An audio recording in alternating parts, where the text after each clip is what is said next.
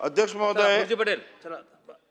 अध्यक्ष महोदय, मंत्री महोदयांना आता ते बोलत होते, मी ऐकत होतो की प्रत्येक शासकीय धर्मादाय रुग्णाच्या बाहेर बोर्ड आहे. मंत्री महोदय, आपण आपल्या अधिकाऱ्यांना मुंबई उपनगरला पाठवा.